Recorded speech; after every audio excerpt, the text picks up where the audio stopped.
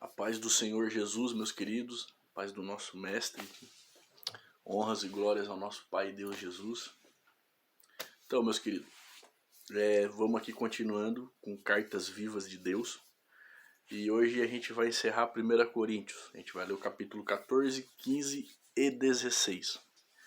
E faz tempo que eu não faço aqui, mas até porque todos os meus livros praticamente eu já mostrei aqui. E hoje chegou um pra mim, do Caio Fábio, que eu comprei, claro, né? Que chegou do Caio Fábio, quer ver se o cara conhece o Caio Fábio. Só que nem a maioria dos irmãos, né? Só da TV, dos livros. E eu comprei esse livro aqui, No Divã de Deus, do Caio Fábio. No Divã de Deus. Um baita livro. Palavras de conforto e esperança para doenças e conflitos psicológicos, né? Porque o pastor Caio Fábio também é um psicanalista, né?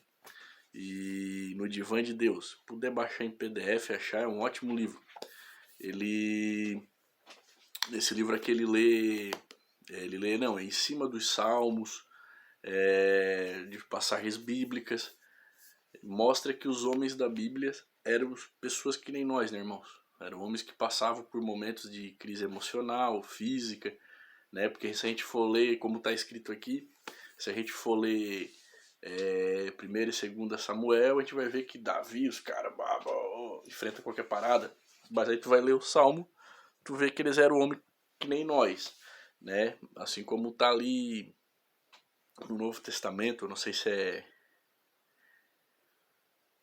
João, não sei se é Tiago ou Paulo, mas tá escrito ali falando sobre, eu acho que é Tiago, não sei, se não me engano é Tiago, que tá escrito, tá até nesse livro também, que Elias era um homem que nem nós, com as mesmas paixões que nós, um homem sujeito às mesmas paixões que nem nós. Então é a gente que idolatra as coisas, né? Bota no pedestal.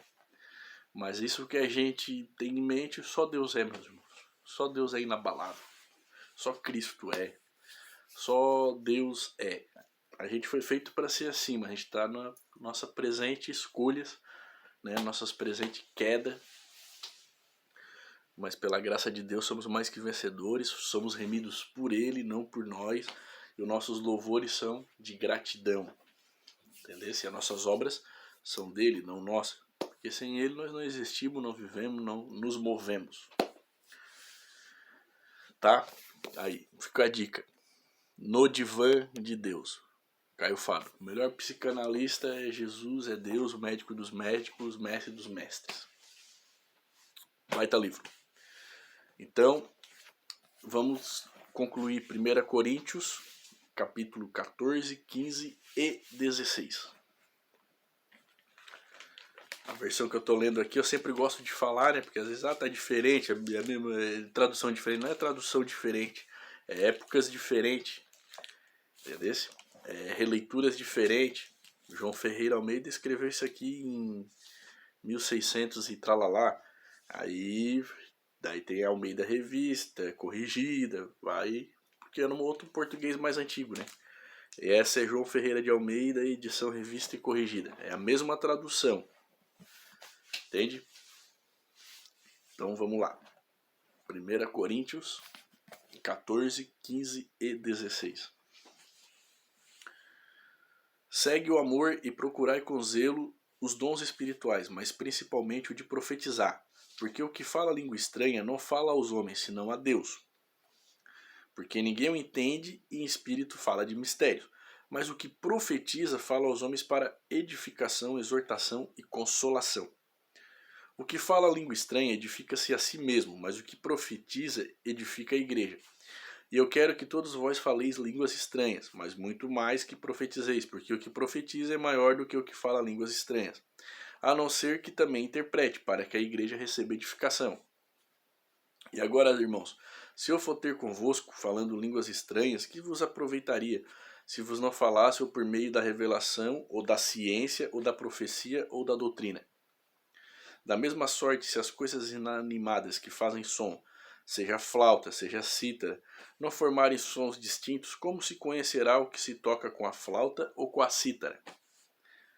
Porque se a trombeta der sonido incerto, quem se preparará para a batalha? Quem se preparará para a batalha? Assim também vós, se com a língua não pronunciardes palavras bem inteligíveis, como se entenderá o que se diz? Porque estareis como que falando ao ar. Há, por exemplo, tanta espécie de vozes no mundo e nenhuma delas é sem significação. Mas se eu ignorar o sentido da voz, serei bárbaro para aquele a quem falo, e o que fala será bárbaro para mim. Paulo falando, né? Versículo 12 do capítulo 14. Assim também vós, como desejais dons espirituais, procurai sobejar neles para a edificação da igreja.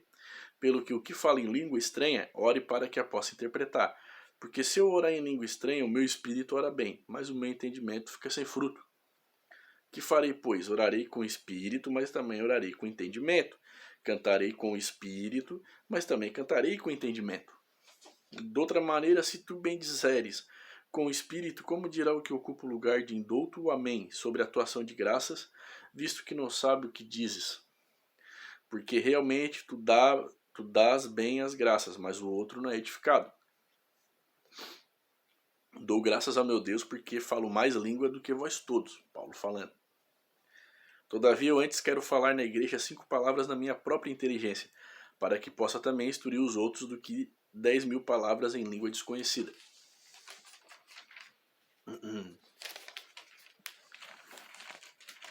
Irmãos, não sejais meninos no entendimento, mas sede meninos na malícia e adultos no entendimento.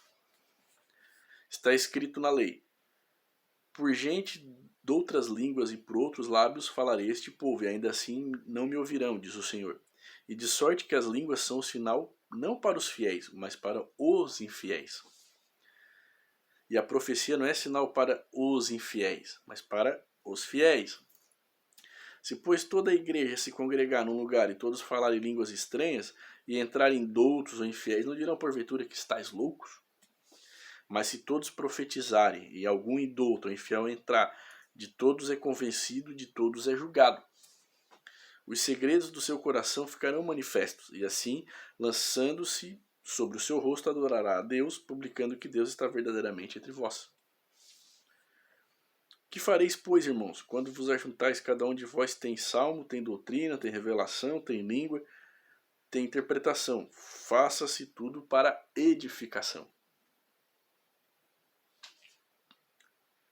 E se alguém falar língua estranha, faça-se isso por 2, ou quando muito 3, e por sua vez, e haja intérprete. Mas se não houver intérprete, esteja calado na igreja e fale consigo mesmo e com Deus, e falem 2 ou 3 profetas e os outros julguem. Mas se a outro que estiver assentado for revelado alguma coisa, cale-se o primeiro. Porque todos podereis profetizar uns depois dos outros, para que todos aprendam e todos sejam consolados. E os espíritos dos profetas estão sujeitos aos profetas, porque Deus não é Deus de confusão, senão de paz, como em todas as igrejas dos santos. As mulheres estejam caladas nas igrejas, porque não lhes é permitido falar, mas estejam sujeitas como também ordena a lei. E se querem aprender alguma coisa, interroguem em casa seus próprios maridos, porque é indecente que as mulheres falem na igreja. Porventura saiu dentre vós a palavra de Deus, ou veio ela somente para vós? Se alguém cuida ser profeta ou espiritual, reconheça que as coisas que vos escrevo são mandamentos do Senhor. Mas se alguém ignora isso, que ignore. Portanto, irmãos, procurai com zelo profetizar, e não proibais falar línguas, mas faça-se tudo decentemente e em ordem. Capítulo 15. Também vos notifico, irmãos, o evangelho que já vos tenho anunciado, o qual também recebestes e no qual também permaneceis, pelo qual também sois salvos, se o retiverdes tal como vô-lo tenho anunciado, se não é que crestes em vão. Porque primeiramente vos entreguei o que também recebi, que Cristo morreu por nossos pecados segundo as Escrituras, que foi sepultado e que ressuscitou ao terceiro dia segundo as Escrituras, que foi visto por Cefas, Pedro, e depois pelos 12. Depois foi visto uma vez por mais de 500 irmãos, dos quais vive ainda a maior parte, mas alguns já dormem também, na época de Paulo aqui, Depois foi visto por Tiago, depois por todos os apóstolos, e por derradeiro de todos me apareceu também a mim, como a um abortivo. Paulo falando. Porque eu sou o menor dos apóstolos, que não sou digno de ser chamado apóstolo, pois que persegui a igreja de Deus. Mas pela graça de Deus sou o que sou, e sua graça para comigo não foi vã. Antes trabalhei muito mais do que todos eles. Todavia não eu, mas a graça de Deus que está comigo. Então, ou seja, eu, ou sejam eles, assim pregamos e assim haveis crido. Ora, se se prega que Cristo ressuscitou dos mortos, como diz algum dentre vós que não há ressurreição de mortos, e se não há ressurreição de mortos, também Cristo não ressuscitou. E se Cristo não ressuscitou, logo é vã a nossa pregação, e também é em vão a nossa fé. E assim somos também considerados como falsas testemunhas de Deus, pois testificamos de Deus que ressuscitou a Cristo, ao qual porém não ressuscitou, se na verdade os mortos não ressuscitam. Porque se os mortos não ressuscitam, também Cristo não ressuscitou. E se Cristo não ressuscitou, é vã a vossa fé, e ainda permanecei nos vossos pecados. E também os que dormiram em Cristo estão perdidos. Se esperamos em Cristo só nesta vida, somos os mais miseráveis de todos os homens. Mas agora Cristo ressuscitou dos mortos e foi feita as primícias dos que dormem. Porque assim como a morte veio por um homem, também a ressurreição dos mortos veio por um homem. Porque assim como todos morrem em Adão, assim também todos serão vivificados em Cristo. Mas cada um por sua ordem. Cristo as primícias, depois os que são de Cristo na sua vinda. Depois virá o fim, quando tiver entregado o reino a Deus, ao Pai, e quando houver aniquilado todo o império e toda potestade e força.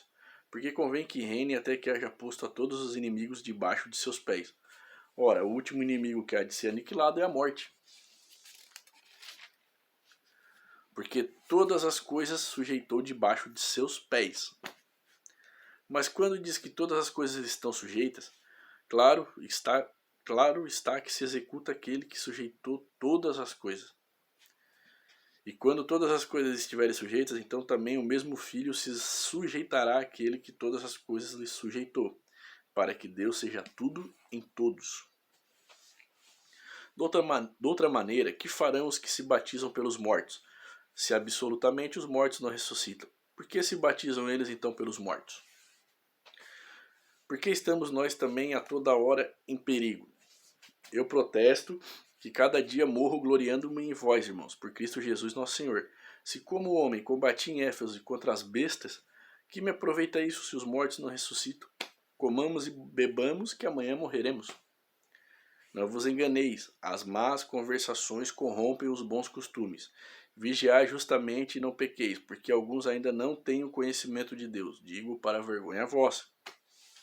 Mas alguém dirá, como ressuscitarão os mortos? E com que corpo virão? Insensato, o que tu semeias não é vivificado se primeiro não morrer. E quando semeias, não semeias o corpo que há de nascer, mas o simples grão como de trigo ou de outra qualquer semente. Mas Deus dá-lhe o corpo como quer, e a cada semente o seu próprio corpo. Nem toda a carne é uma mesma carne, mas uma é a carne dos homens, e a outra a carne dos animais, e outra a dos peixes, e outra a das aves. E há corpos celestes e corpos terrestres, mas uma é a glória do celeste e outra a dos terrestres. Uma é a glória do sol e a outra a glória da lua, e outra a glória das estrelas, porque uma estrela difere em glória de outra estrela. Assim também a ressurreição dos mortos semeia-se corpo em corrupção, ressuscitará em incorrupção. Interessante isso aqui, né? Semeia-se em ignomínia, ressuscitará em glória. Semeia-se em fraqueza, ressuscitará com vigor. Semeia-se corpo animal, ressuscitará corpo espiritual. Se há corpo animal, há também espiritual. Assim está também escrito: o primeiro homem Adão foi feito em alma vivente, o último Adão em espírito vivificante. Mas não é primeiro espiritual, senão animal, depois o espiritual. O primeiro homem da terra é terreno, o segundo homem, o Senhor, é do céu. Qual o terreno, tais são também os terrenos, e qual o celestial, tais também os celestiais. E assim como trouxemos a imagem do terreno, assim traremos também a imagem do celestial. E agora digo isso, irmãos, que carne e sangue não podem herdar o reino de Deus, nem a corrupção herda a incorrupção. Eis aqui vos digo o mistério. Na verdade, nem todos dormiremos, mas todos seremos transformados. No momento, no abrir e fechar de olhos, ante a última trombeta, porque a trombeta soará, e os mortos ressuscitarão incorruptíveis, e nós seremos transformados. Porque convém que isto que é corruptível se revista da incorruptibilidade, e que isto que é mortal se revista da imortalidade. E quando isto que é corruptível se revestir da incorruptibilidade, e isto que é mortal se revestir da imortalidade, então cumprir-se-á a palavra que está escrita: tragada foi a morte na vitória. Ora, o aguilhão da morte é o pecado, e a força do pecado é a lei. Mas graças a Deus que nos dá a vida, vitória, por nosso Senhor Jesus Cristo. Amém, né, irmãos? Portanto, meus amados irmãos, sede firmes e constantes, sempre abundantes na obra do Senhor, sabendo que o vosso trabalho não é vão no Senhor. Capítulo 16. Ora, quanto à coleta que se faz para os santos, fazei vós também o mesmo que ordenei às igrejas da Galácia. No primeiro dia da semana, cada um de vós ponha de parte o que puder ajuntar, conforme a sua prosperidade, para que se não façam as coletas quando eu chegar. E quando tiver chegado, mandarei os que, por cartas aprovardes, para levar a vossa dádiva a Jerusalém. E se valer a pena que eu também vá, irão comigo. Irei, porém, ter convosco depois de ter passado pela Macedônia, porque tenho de passar pela Macedônia. E bem pode ser que fique convosco e passe também o inverno, para que me acompanheis aonde quer que eu for. Porque não vos quero agora ver de passagem, mas espero ficar convosco algum tempo, se o Senhor o permitir. Paulo falando, né? Ficarei, porém, em Éfeso até o Pentecostes, porque uma porta grande e eficaz se me abriu, e há muitos adversários. E se for, Timóteo, vede que esteja sem temor convosco, porque trabalha na obra do Senhor como eu também. Portanto, ninguém o despreze, mas acompanhai-o em paz para que venha ter comigo, pois o espero com os irmãos. E acerca do irmão Apolo, roguei-lhe muito que fosse com os irmãos ter convosco, mas na verdade não teve vontade de ir agora. Irá, porém, quando se lhe ofereça outra ocasião. Vigiai, estáis firmes na fé, portai-vos varonilmente e fortalecei-vos. Todas as vossas coisas sejam feitas com amor. Agora vos rogo, irmãos, sabei que a família de Estéfanas é as primícias da Caia e que se tem dedicado ao ministério dos santos.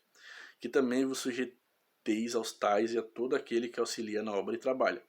Folgo, porém, com a vida de Estéfanas e de Fortunato e de Acaico, porque estes supriram que da vossa parte me faltava, porque recriaram o meu espírito e o vosso. Reconhecei, pois, aos tais.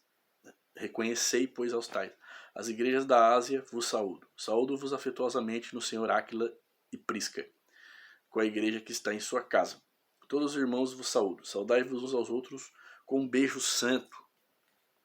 Saudação da minha própria mão, de Paulo. Se alguém não ama o Senhor Jesus Cristo, seja anátema. Maranata, a graça do Senhor Jesus Cristo seja convosco. O meu amor seja com todos vós em Cristo Jesus. Amém. Paulo se despedindo aqui, né? Então, irmãos, esse final da carta aqui, Paulo continua a dar algumas exortações da igreja na época, né?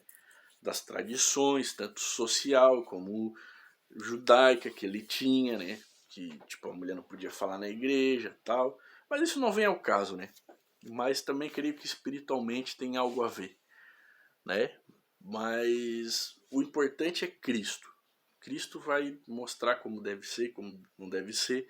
Se você se reúne em grande número, ou se reúne 2 ou 3, ou se reúne na casa com a sua família, você é a igreja de Cristo. Mas não deixe de se reunir. Não deixe de fazer a ceia do Senhor. E deu para entender como é que era a ceia do Senhor, né? Era um jantar, não tinha nada de simbolismo. Era uma coisa real, espiritual, profunda, amorosa, que nem uma família se junta para almoçar no domingo. Era a Páscoa de Cristo, assim como os judeus celebravam a Páscoa, que é quando Deus libertou eles da escravidão. Aquilo foi simbólico para mostrar que agora a gente comemora a Páscoa de Cristo, que Jesus livrou nós do Egito, né, do pecado, das nossas almas, da nossa perdição espiritual, da nossa ruína. Então, essa é a Páscoa de hoje, né? E então é uma família, entendeu? Um leva o macarrão, o outro leva a maionese, mais ou menos isso que eles faziam. Entende? O outro que não tem condição porque o cara trabalha, ganha pouco, então ele não precisa trazer nada, porque a família dele é muito grande, eles têm o necessário para eles viver. Não vamos extrair nada de lá, né? Diferente do que é hoje. Mas esses 3 capítulos aqui já não precisa nem falar muito, que ele já falou por si, né, irmãos? Aqui é Paulo se despedindo e E dando as últimas exortações, né? Do falar em línguas, que não deve ser uma coisa desorganizada na igreja, né? Ele afirmou ali do profetizar. Se falar em língua não tem ninguém para interpretar, então, meu irmão, fica ali na tua ali, porque tá exaltando a ti mesmo. Agora, se tem algo para falar para a igreja, fala pro cara que tá chegando ali, ele vai se convencer. Entende? E é isso, meus irmãos. Esse foi o final da nossa Cartas Vivas, né? Com cartas aos Coríntios. Deus os abençoe no nome de Jesus. Não deixe de vos reunir. E esse livro aqui que eu falei para vocês é ótimo. Para você que acha que sua fraqueza, você não tá no caminho de... Às vezes eu também penso, tá? Não penso aqui, imagina. E a gente passa por coisas que a gente... Pô, mas eu como... Pois é, meu querido. Mas nós estamos aqui para ser servo. Para servir. Quando a gente é fraco, é que a gente é forte. Deus os abençoe no nome de Jesus, o Messias. Deus Pai, Deus Filho, Deus Espírito Santo. Amém.